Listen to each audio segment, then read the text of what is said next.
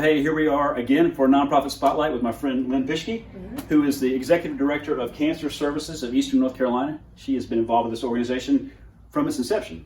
Tell us a little bit about it and what you guys are after. Okay, so there's not another nonprofit in Eastern North Carolina that takes care of crisis situations for adults and caregivers who are affected by cancer. So our needs are very diverse. It's very family specific. We may be asked to put a window air conditioner into a home so that a patient in treatment is more comfortable.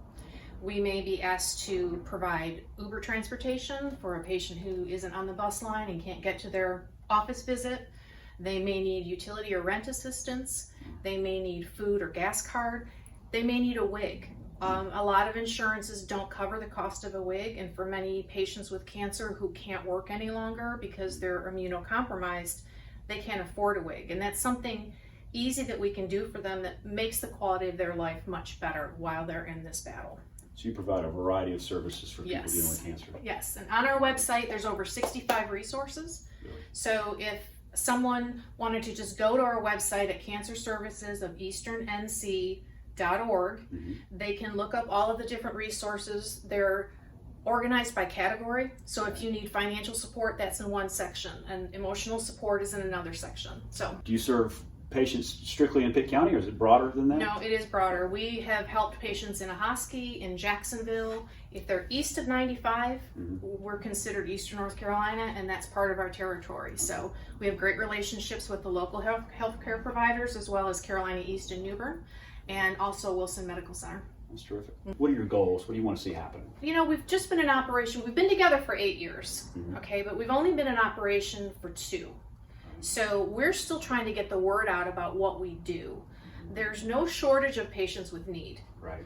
But there is a shortage with us and our ability to, as one small nonprofit, reach all of the physicians. So we have a plan and process to contact all the physicians, let them know. Because of that, we have a super relationship with Physicians East, for example. They will contact us. They have one patient advocate for their entire health system. And she will contact me when she has a really unusual circumstance that is beyond what they can do. And we work together to meet their needs for that patient. Oftentimes, I never see the patient, I never meet them, but they work with their advocate or social worker at the hospital to get in contact with us.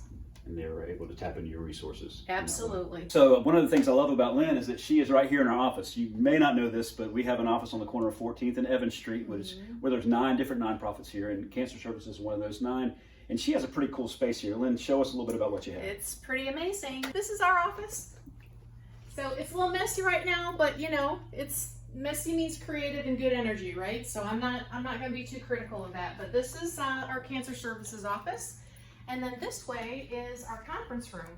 And we use this for board meetings. We use this for celebrations for patients, and we use it for support groups because it's very private.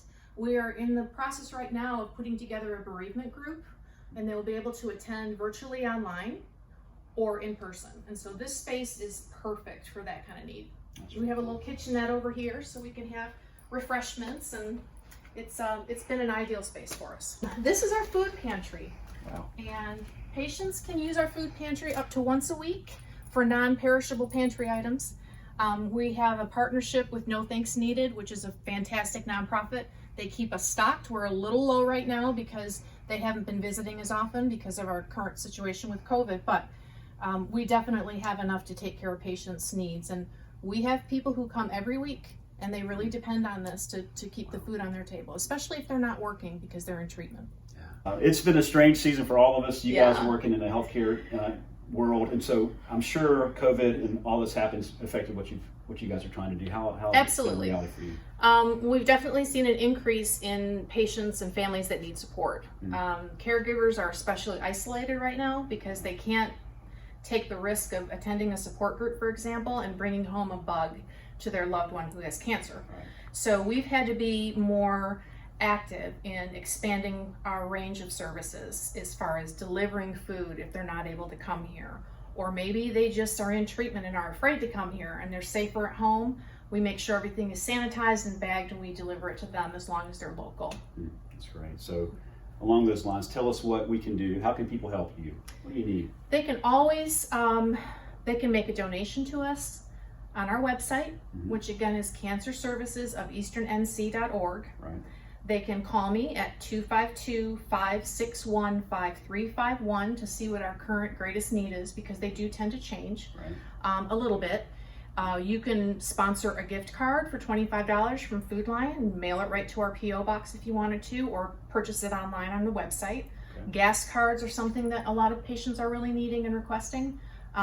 Now, because it's hot, we've had 2 air conditioners that we've put in recently, just window units, but it's really made a difference for those people who are sick. So any kind of support, if you want to volunteer with us, we always need volunteers. We're going to be starting a bereavement group, and it would be great to have additional volunteers to facilitate that. That's terrific. So they're doing great work, obviously, with a really needy population. All of us have been, in fact, impacted by cancer in some way or another. We all know families that are struggling. So thanks for what you're doing. You're welcome. We're excited for Cancer Services of Eastern NC. Yeah, we love being here.